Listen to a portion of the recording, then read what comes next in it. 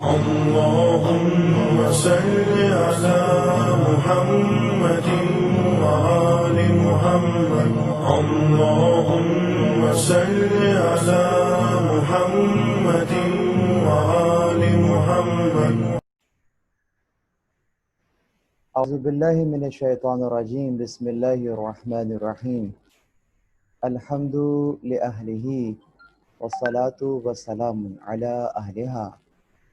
الحمد للہ الذی جعلنا من المتمسکین بالقرآن الکریم وبولایت امیر المومنین وائمۃ المعصومین علیہم السلام. اما بعد، تمام تر تعریفیں خدائے وحدہ لا شریک کے لیے درود اور سلام محمد اور اہل بیت محمد علیہ الصلاۃ والسلام کی ذوات مقدسہ پر. حمد ہے اس خدا کی کہ جس نے ہمیں اور آپ کو قرآن کریم، ولایت امیر المومنین اور دیگر ائمہ علیہم السلام کی ولایت سے متمسک کیا.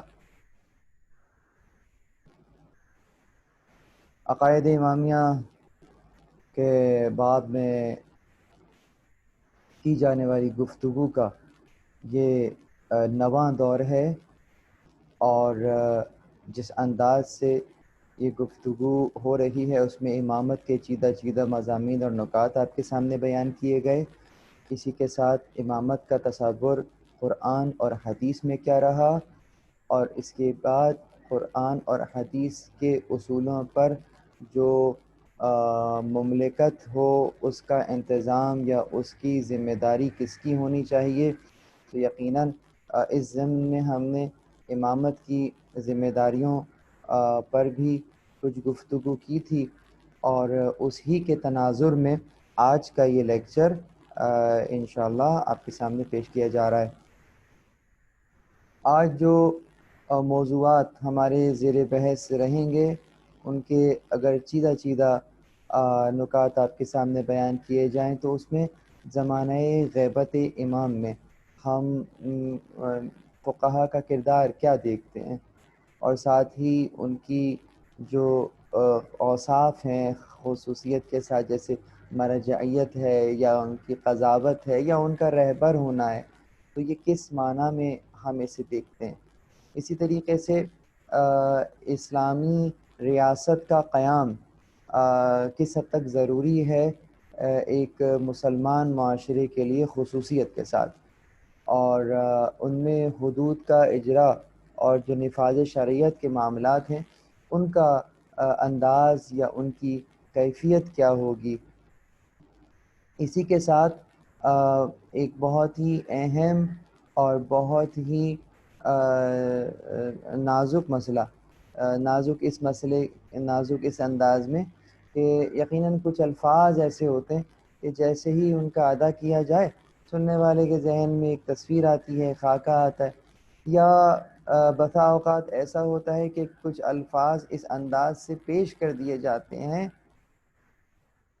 کہ جس انداز سے ان الفاظ کا پیش نہیں کیا جانا چاہیے. تو اب عموماً جب کبھی بھی وہ لفظ ہم سنتے ہیں تو پھر ہمارے ذہن میں وہی خاکہ آتا ہے کہ جو کہ ہمیں دکھایا جاتا ہے. تو انہی الفاظ میں سے مثلاً اگر میں آپ سے کہوں جہاد، فوراً آپ کے ذہن میں ایک تصویر آ گئی، گولہ بارود، bomb, blast, rifle, Mauser, T T and so on. یہ آپ کو تصویر دکھائی گئی ہے جہاد کی. اسی انداز سے جب جہادی تنظیمیں مراد لی جائے گی تو اس کا مطلب یہی لیا جائے گا کہ جناب فلاں تنظیم اور فلاں تنظیم اور وہ یہ جیش اور وہ جیش. جبکہ جہاد کا مطلب کیا ہوتا ہے؟ جہاد کا مطلب ہوتا ہے کوشش، جہاد کا مطلب ہوتا ہے سعی، کہ جہاں کسی ایک ممکنہ کسی ایک جہد کے اوپر مل کر اگر کوشش کی جائے تو اس کا مطلب جہاد ہوگا. اس کا مطلب یہ ہوگا کہ جناب ہم کسی معاملے میں ایک جہد کے اوپر کوشش کر رہے ہیں، صحیح کر رہے ہیں بلند ترین مقاصد کے لیے، یہ جہاد ہوگا. چنانچہ اگر کوئی ویلفیئر آرگنائزیشن ہے ایکس وائی زی تو یہ سب کیا کر رہی ہیں؟ جہاد کر رہی ہیں. خود بورڈ آف اسلامک اسٹڈیز کیا کر رہا ہے؟ جہاد کر رہا ہے. کس کے خلاف جہاد کر رہا ہے؟ جہل کے خلاف جہاد کر رہا ہے، فاسد عقائد کے خلاف جہاد کر رہا ہے، تو یہ خود ایک جہاد ہوا۔ لیکن دکھانے والے نے آپ کو جہاد کی وہ تصویر دکھائی کہ جو کہ انتہائی بھیانک ہے، تاکہ اگلے دہائیوں میں جب یہ لفظ قرآن میں دیکھا جائے تو عمومیت کے ساتھ پھر کہا جائے کہ دیکھو قرآن کے اندر تو یہ تعلیمات ہیں۔ تو اس انداز سے ہم یہ دیکھتے ہیں کہ انہی نازک الفاظ میں سے ایک لفظ ہے ولایت فقیہ۔ تو ولایت فقیہ اور خصوصیت کے ساتھ ولایت فقیہ میں ہم یہ دیکھتے ہیں کہ امت مسلمہ کی رہبریت اور وحدت اسلامی، اس تناظر میں ہم ولایت فقیہ کو دیکھیں گے۔ تو آئیے اپنے آج کے لیکچر کا باقاعدہ آغاز کرتے ہیں، جس میں ہم ان عقائد کو، ان موضوعات کو زیر بحث لائیں گے۔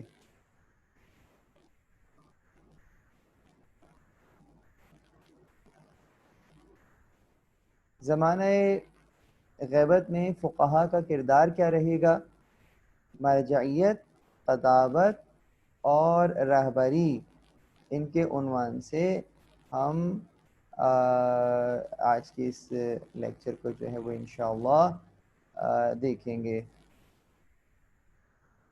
مرجعیت، پہلے تو خود اس لفظ پر بات کرتے ہیں کہ یہ مرجعیت، ما معنی المرجعیت؟ مرجعی، رجوع، رجع، کسی کی طرف رجوع کرنا، کس انداز سے رجوع کرنا، کس معاملے میں رجوع کرنا۔ تو جب ہم اگر لغوی اعتبار سے دیکھا جائے، بات کی جائے، تو ہمیں نظر آئے گا کہ مرجع، یا جسے کہتے ہیں مرجع تقلید، یہ تقلید دینی کے معنی میں ہے، دین کے معاملہ میں تقلید۔ اب یہ الگ مسئلہ ہے کہ ہمارے ذہن میں جب بھی دین کا معاملہ لیا جاتا ہے تو اس سے مراد نماز اور روزہ ہی لے لیا جاتا ہے۔ تو نماز، روزہ فقط یہ دینی معاملہ تو نہیں ہے۔ مرجع یا مرجع تقلید دینی کے معنی یعنی کیا ہوں گے؟ لیکن وہ ذریعہ جس سے یا اس کے ذریعے دینی معاملات میں رجوع کیا جائے یا رہنمائی لی جائے۔ اب سوال یہ پیدا ہوتا ہے کہ دینی معاملات آپ کس کو کہتے ہیں؟ دین کا مطلب فقط نماز نہیں ہے، دین کا مطلب فقط روزہ نہیں ہے، دین کا مطلب فقط وہ عبادات نہیں ہے جو آپ ایک خاص انداز میں اور مخصوص وقت میں انجام دیتے ہیں۔ یہ تو ایک پہلو ہوا دین کا۔ دین کا عبادی پہلو کا بھی ایک پہلو ہوا۔ اصلاً ہر وہ کام جو خدا کے سامنے متوجہ رہ کر خدا کو کے قرب کے لیے کیا جائے تو وہ کام یقیناً دینی کام ہے، اور جس کام کے ذریعے خدا کا قرب حاصل بھی ہو رہا ہو۔ بہت سارے کام ایسے ہوتے ہیں کہ ہم ان کو قربتاً اللہ کر رہے ہوتے ہیں، دین سمجھ کے کر رہے ہوتے ہیں، لیکن وہ دین نہیں ہوتے۔ خدا نے اور اس کے رسول نے اس کا تقاضا نہیں کیا، نہ ہی اس کو ضروری سمجھا ہے، نہ اس کو ضروری کیا ہے، لیکن ہم وہ تمام کام کر رہے ہوتے ہیں دین سمجھ کے۔ تو ایسے کام نہ کیے جائیں کہ جس کا حکم پروردگار نے نہیں دیا، یا جس پر خط بطلان کھینچا ہے، یا جس پہ اوپر جو ہے وہ شارع نے کراہیت کا اظہار کیا ہے۔ تو تقوی کا تقاضا یہ ہے کہ اس کام سے رک جایا جائے۔ اور یہ تو بہرحال ایک کراہیت کا بیان ہو رہا ہے، لیکن اگر کوئی ایسا کام ہو کہ جس کا تعلق ہی نہ ہو دین سے اور ہم اس کو کر رہے ہوں تو ایسی ہی چیز کو بدعت کہتے ہیں۔ بدعت کرنے والا خدا کے قرب کے لیے ہی کام کر رہا ہوتا ہے اور ایسے ایسے افعال انجام دیتا ہے کہ جس کا دین سے کوئی تعلق نہیں ہوتا۔ یہی بدعت کی بھی ڈیفینیشن ہے۔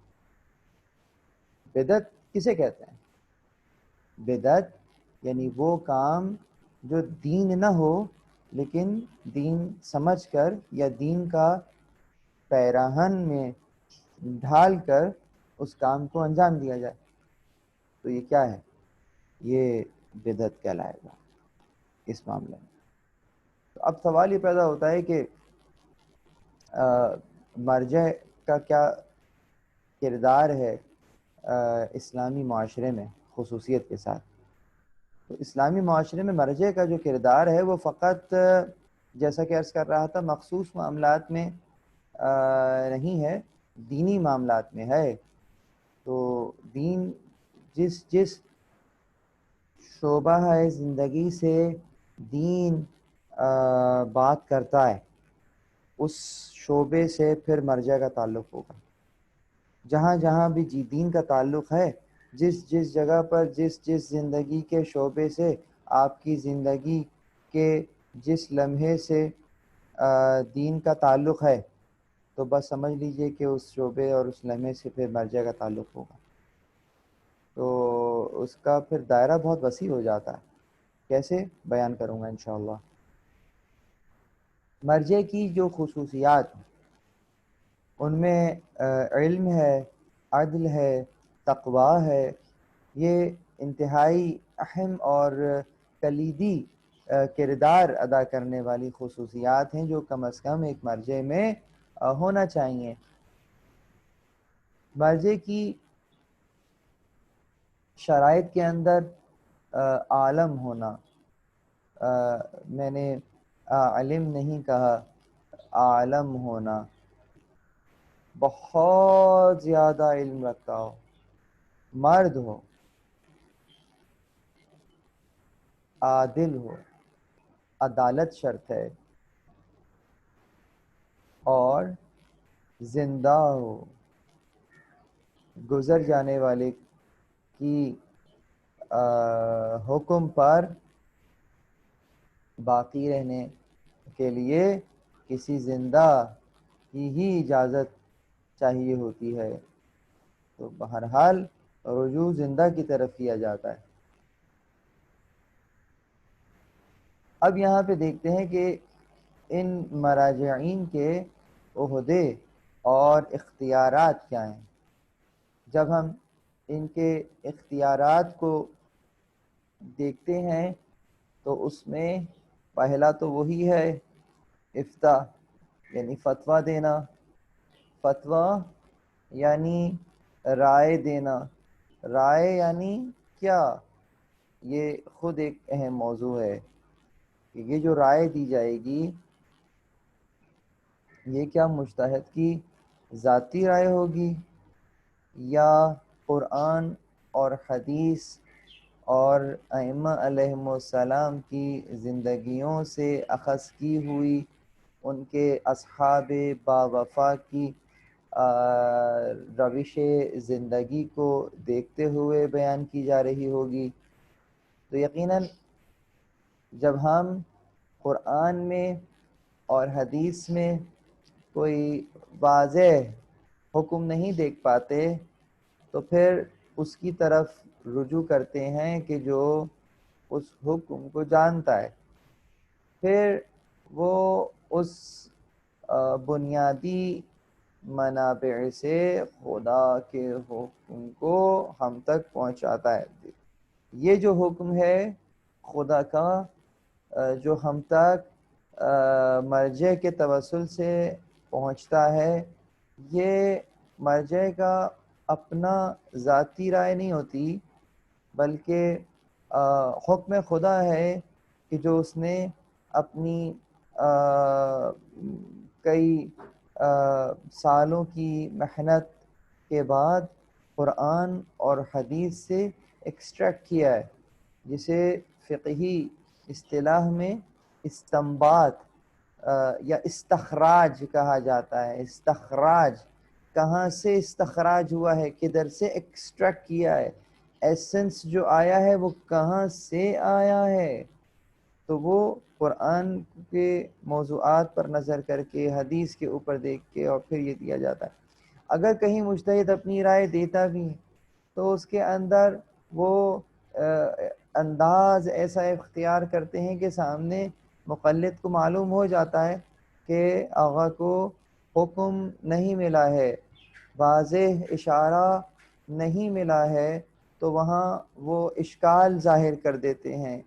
یعنی نحو اشکال فی ذلک الامر، اس امر میں جو بیان کیا جا رہا ہے اس امر میں، اس میں اشکال ہے. اشکال یعنی کہ کچھ شکلیں ہیں، لائک اس میں ممکنہ صورتیں ہو سکتی ہیں، ممکن ہے ہو، ممکن ہے نہ ہو، کچھ کہہ نہیں سکتے وضاحت کے ساتھ. تو جہاں اشکال کا بھی حکم آ جاتا ہے یا ان کے رائے آ جاتی ہے، تو اس سے کم از کم اتنا تو طے ہو جاتا ہے کہ واضح حکم خدا کا قرآن میں اور حدیث میں نظر نہیں آیا، یعنی اس عمل کی صحت جو ہے وہ واضح نہیں ہو پائی، اس کے پیچھے کوئی دلیل نہیں ہے. لیکن چونکہ حرمت کی دلیل بھی نہیں ملی ہے، تو اس لیے کرنے میں کوئی حرج اس معنی میں نہیں ہے کہ کم از کم اگر اثبات میں کچھ نہیں ملا تو انکار میں بھی کچھ نہیں ملا ہے. تو مرجع کہتے ہیں کہ اس میں یا تو احتیاط کر لی جائے یا اشکال ہے چھوڑ دیا جائے بہتر.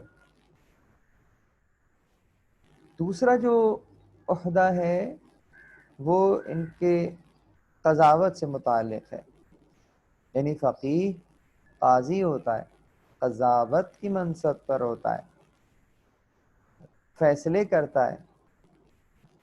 فیصلے کس معنی میں؟ یعنی اگر فریقین میں سے کوئی ایک فریق بھی یا دونوں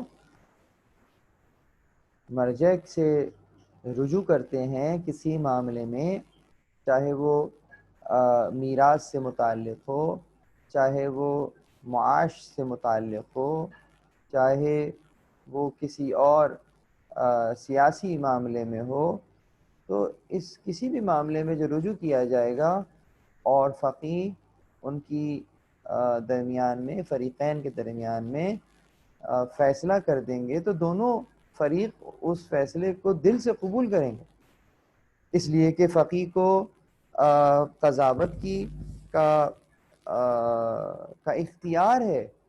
اس اختیار کے ساتھ وہ قضاوت کر سکیں گے، اور چونکہ ان کا علم، ان کی بصیرت قرآن اور حدیث کے ان اصولوں تک وہاں پہنچی ہوئی ہے، اور ان کو دیکھ کر وہ اس ممکنہ معاملے کے اوپر ان اصولوں کا کو منطبق کریں گے کہ کون یہ جو معاملہ ہے یہ کس اصول سے متعلق ہے، تشخیص کریں گے اس کی.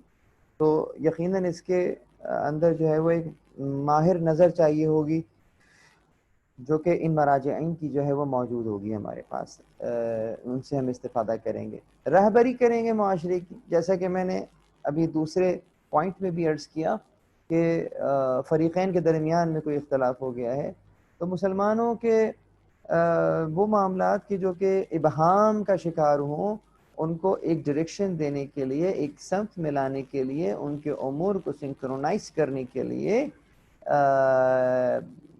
they definitely need leader. سربراہ کی ضرورت ہوگی. اب سربراہ کون ہونا چاہیے، چیئرمین کسے ہونا چاہیے؟ تو یقیناً اگر میں آپ سے عرض کروں کہ اگر ڈاکٹرز کا کوئی بورڈ تشکیل دیا جائے تو یہ بتائیے کہ ڈاکٹرز کے اس بورڈ کا سربراہ کون ہوگا، چیئرمین کون ہوگا؟ کیا کوئی ٹیکنیشین ڈاکٹرز کے بورڈ کا چیئرمین ہو سکتا؟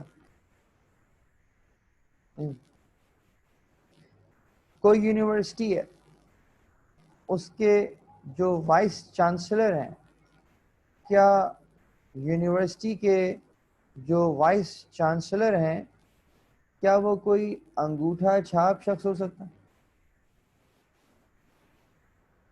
کوئی ان پڑھ شخص ہو سکتا؟ واضح ہے. اگر کوئی عدالت میں وکلاء کی جماعت کوئی الیکشن کرے اور کہے کہ جناب ہمارے بار کونسل کے جو صدر ہیں وہ یہ ہوں گے، تو وہ جو یہ ہوں گے وہ یہ کون ہوں گے؟ کوئی پینٹر، کوئی پلمبر، کوئی الیکٹریشین، یہ ہوں گے. نہیں، وکلا نے سینئر ایڈوکیٹ ہوں گے، لاء سے تعلق ہوگا ان کا، مطلب یہ کوئی واضح مسئلہ ہے، اس میں ابہام نہیں ہے. تو بس اگر یہ بات سمجھ میں آ رہی ہے، اگر ایسی باتیں سمجھ میں آ رہی ہیں کہ اگر تاجروں کا بھی گروہ ہے تو ان کا جو صدر ہوگا وہ خود تاجر ہوگا، اس کا اپنا انٹرسٹ ہوگا تجارت میں. تو اب مجھے بتائیں کہ مسلمانوں کی جماعت ہے اور وہ مسلمان ایک ملک میں رہتے ہیں، تو اس ملک کی جو انتظام ہے، اس ملک کا جو انضمام ہے، یہ انتظام یہ کس کے ہاتھ میں ہوگا؟ مسلمانوں کی اسٹیٹ کا حاکم جو ہے وہ کون ہوگا؟ اگر اصول ڈاکٹرز کے لیے واضح ہے، وکیلوں کے لیے واضح ہے، غرض جس شعبے میں چلے جائیے وہاں پر جو شعبے سے ریلیٹڈ جو ہیڈ آف دی انسٹیٹیوشن ہوگا وہ اس شعبے کا ماہر ہوگا، وگرنہ اسے حق نہیں ہے کہ وہ دیگر کو کے اوپر فوقیت رکھے، اس کی رائے دیگر پہ فوقیت رکھتی ہوئی ہو. یہ ممکن نہیں ہوگا، یہ خلاف عدل ہوگا. تو چونکہ وہ ان سب میں ممتاز ہے، چونکہ وہ ان سب میں بافضیلت ہے، تو اس لیے ان کا چیئرمین. بس اب یہ بتائیے مسلمانوں کا سربراہ کیسے ہونا چاہیے؟ یقیناً مسلمانوں کی حکومت کا سربراہ فقط اور فقط وہ ہوگا کہ جو مسلمانوں کے دین کو سب سے بہتر جانتا ہو، جو دین کے مسائل کو، اور جب میں نے کہا دین کے مسائل کو تو اس سے متعلق فقط شکیات نماز نہیں ہے، اس سے متعلق فقط نجاسات اور طہارت کا معاملہ نہیں. مسلمانوں کے ہر معاملے کو جانتا ہوگا، اس کا ماہر ہوگا، تو وہ اس انداز سے رہبری کا حقدار ہوگا، اور وہی شخص کہ جو ان کے دین کو زیادہ جانتا ہوگا. اب اس دین کا میں جو بھی شے آئے، مثلا اب اگر تقوی کی بات کی جائے تو پھر تقوی کا مطلب کیا ہوگا؟ یعنی جو رہبر ہوگا وہ تقوی میں پوری اسٹیٹ میں سب سے زیادہ ہوگا، تبھی تو حق رکھتا ہے، حق رہبری رکھتا ہے. تو اس اسٹیٹ کے اندر، اس ملک میں جو حاکم ہے وہ تقوی میں ممتاز ہونا چاہیے، اللہ بصیرت میں ممتاز ہونا چاہیے، اس میں خاص صلاحیت ہونی چاہیے، اس میں بردباری ہونی چاہیے، غلطیاں نہ کرتا ہو، عادل ہو. اور یہ تمام کے تمام ایک وہ شرائط ہیں کہ جو کہ کم از کم ہونی چاہیے. تو یہیں سے بات ہے. اب یہاں پر میں آپ کے سامنے، ابھی تک میں نے رہبری کی بات صرف کر کے یہاں تک ابھی لے کر آ کے چھوڑ دیا آپ کو. اب تھوڑا سا معاملے کو ذرا ایک دوسرے انداز سے دیکھتے ہیں. یہ جو باتیں میں کر رہا ہوں اجتہاد کی، تقلید کی، اصول کی کتابوں میں یہ کب اور کہاں اور کس نوعیت سے یہ بحث شروع ہوئی ہے، ذرا اس پہ نظر کر.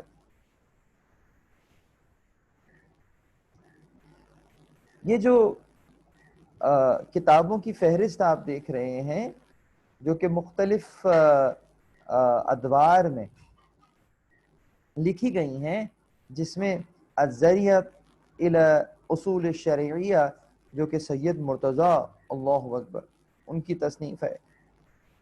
پھر اس کے علاوہ مبادئ الاصول الی علم الاصول علامہ حلی کی تصنیف ہے. بہت بڑے بڑے نام ہیں.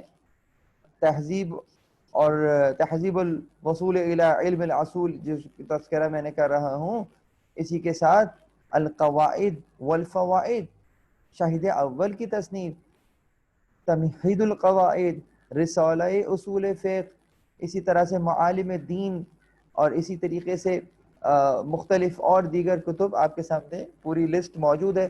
تقریباً کوئی 46 کتابیں میں نے آپ کے لیے جمع کی ہیں کہ جس کے اندر لکھنے والوں نے اجتہاد اور تقلید کی بحث کو رکھا ہے.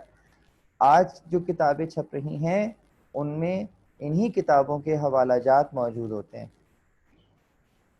یہی وہ کتابیں ہیں کہ جو کہ سورس بک کہلا رہی ہیں کم از کم جو ہمارا موضوع ہے اس کے لحاظ سے. تو یہاں علامہ ہلی ہوں یا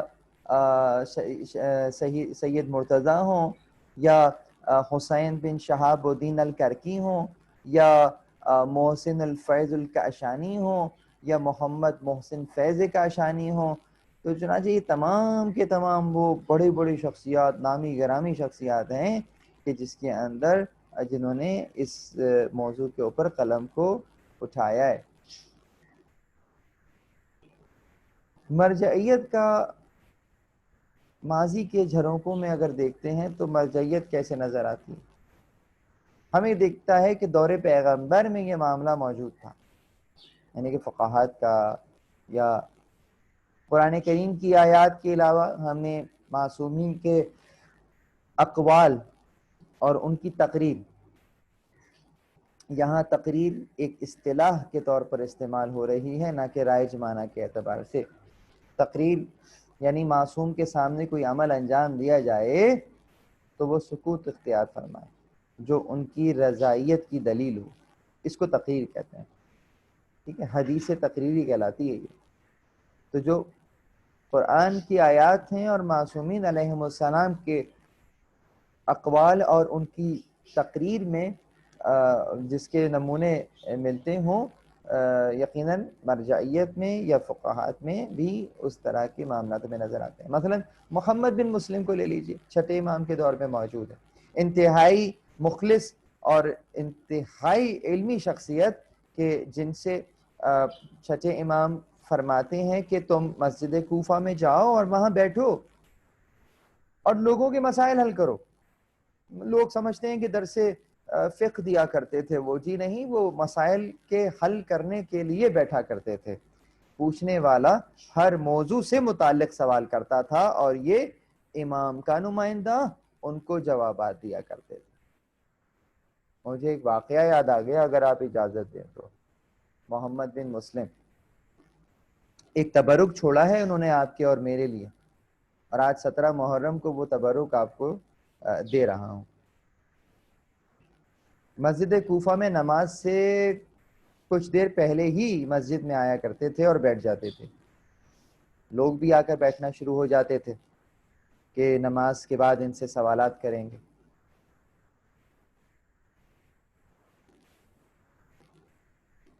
جب نماز کا سلسلہ ختم ہوتا تھا اور درس کا شروع ہو جاتا تھا تو کسی نے پوچھا کہ یہ کون ہے؟ محمد بن مسلم. ہر موضوع پر بات کرتے ہیں، حدیث ہو، فقہ ہو، اصول ہو، غرض کوئی بھی موضوع ہو. تو جواب میں یہ سننے کو ملا کہ یہ جعفر ابن محمد کا شیعہ ہے. محمد بن مسلم نے یہ جملہ سن لیا اور اس کے بعد رونا شروع کر دیا اور بہت روئے. یہاں تک کہ وہ شخص اٹھ کر ان کے پاس آیا اور کہا کہ مجھ سے کوئی غلطی ہو گئی ہے تو مجھے معاف فرمائیں. کہا نہیں، تو نے کوئی غلط نہیں کہا، تجھ سے غلطی نہیں ہوئی. تو انہیں تو یہ کہہ دیا کہ میں جعفر ابن محمد کا شیعہ ہوں. میں اس بات سے ڈر رہا ہوں کہ اگر انہوں نے مجھ سے یہ حساب طلب کر لیا کہ تجھے لوگ ہمارا شیعہ کہتے تھے، بتا کیا تیرا یہ معیار تھا؟ اللہ اکبر. یہ ہے محمد بن مسلم کا ویژن، یہ ہے ان کا تقوی، اور یہ ہے واقعتاً جسے کہیں گے کہ ان کی پرواہ. دس از دا لیول آف ہز پرواہ. اس طریقے سے اگر آپ ان کا دیکھیں کہ کس قدر متوجہ تھے یہ اپنے زمانے کے امام کی طرف. یہ جو امام زمان سے توجہ کا تعلق ہے یہ بہت گہرا ہے. امام زمان علیہ الصلوۃ والسلام سے جو رابطے کا تعلق ہے یہ بہت گہرا ہے.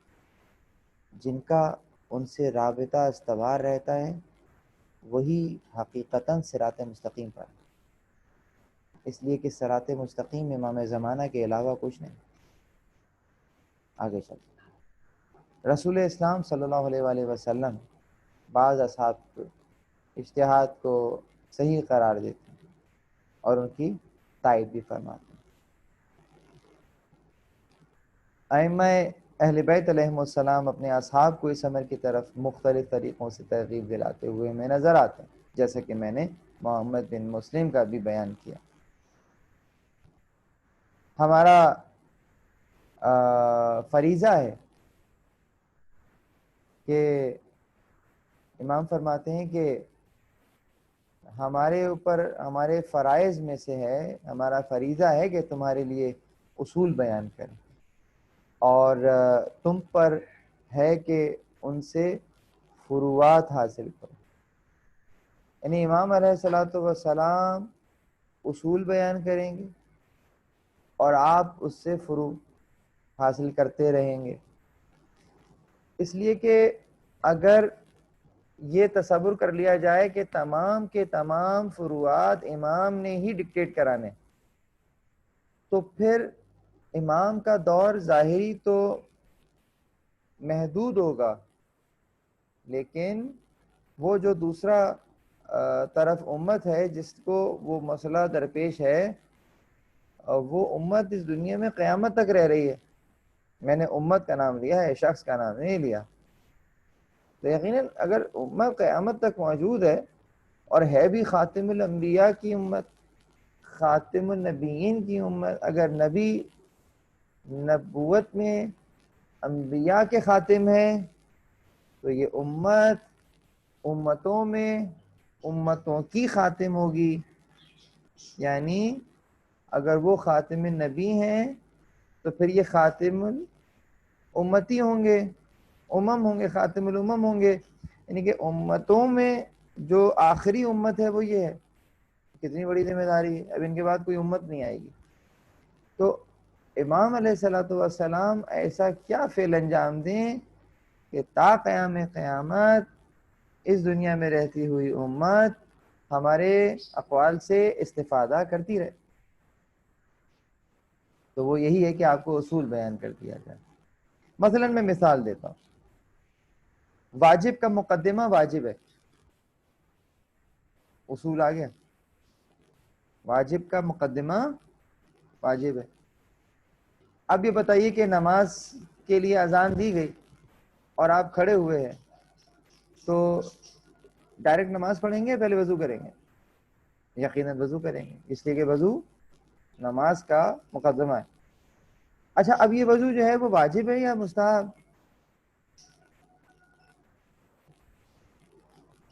کس کے لیے ہو رہا ہے؟ نماز کے لیے۔ وقت داخل ہو چکا ہے؟ جی ہاں، ہو چکا۔ تو اب جب یہ وضو کیا جائے گا تو کس نیت سے کیا جائے گا؟ واجب، واجب کا مقدمہ واجب ہے، تو پھر یہاں سے ہر وہ شے پاک ہے جب تک اس کے نجس ہونے کا یقین نہ ہو، اصول بتا دیں۔ اور وہ کتنے طریقوں سے یقین ہوگا؟ وہ یہ 3 ہے کہ اپنی آنکھ سے دیکھ لیں، 2 عادل گواہ گواہی دے دیں، یا اس شے کا مالک خود کہہ دے کہ یہ نجس، یہاں سے نجاست ثابت ہو جائے۔ تو اب دیکھنا یہ ہے کہ اگر اس انداز سے اصول بیان کر دیے جائیں تو پھر ہمیں نظر آتا ہے کہ رہتی دنیا تک پھر ان اصولوں سے استنباط کیا جاتا رہے گا۔ پھر آپ اصحاب کو فتویٰ دینے کا حکم دیتے ہیں، جیسے کہ مولا علی علیہ السلام نے قاسم بن عباس کو فرمان دیا تھا کہ جاؤ لوگوں کے درمیان بیٹھو اور ان کے مسئلوں کو حل کرو۔ تیسرے نمبر کے نقطے میں لوگوں کو مختلف فقہا کی طرف رجوع کرنے کا حکم دیا، جیسے کہ ابو البصیر اسدی، زکریا بن آدم، اور جن کا تذکرہ میں نے آپ کے سامنے کر لیا، محمد بن مسلم، یونس بن عبد الرحمن، عبد الملک بن جرح اور زرارہ بن اعین حارث بن مغیرہ. یہ زرارہ بن اعین چھٹے امام کے، اور بہت ساری روایات بھی ان کے ذریعے سے ہم تک جو ہے وہ پہنچی ہیں. یقیناً زرارہ بن اعین ایک جلیل القدر شخصیت کے حامل شخصیت ہیں. یہ وہ مختلف طریقے ہیں جن سے ائمہ علیہم السلام نے عوام الناس کو ترغیب دلائی ہے کہ وہ ان لوگوں سے پوچھیں، ان لوگوں سے سوال کریں کہ جن کو معلوم ہے، جو تمہارے مسئلے کو حل کر سکتے ہیں، اور جو کچھ جانتے ہیں، جو علم رکھتے ہیں. اور چونکہ وہ علم رکھتے ہیں اس لیے تم پر بافضیلت ہیں، اسی لیے تمہارے درمیان بافضیلت ہیں، اس لیے کہ جو ان کا شرف ہے وہ علم قرار پایا. علم کا قرار پانا ایک ایسا شرف ہے کہ یقیناً کہ اگر کسی کو وہ میسر آ جائے تو اس بنیاد پر وہ دیگر موجودات سے اور دیگر مخلوقات سے ممتاز ہو جاتا ہے. بہرحال ہماری گفتگو بھی جاری ہے، اور ہم ایک حصے میں، پہلے حصے میں اپنی گفتگو کو یہیں روک دیں. انشاءاللہ اگلے حصے کے اندر جو ہے وہ ہم اسی موضوع کو آگے لے کر چلیں گے. والسلام علیکم ورحمۃ اللہ وبرکاتہ.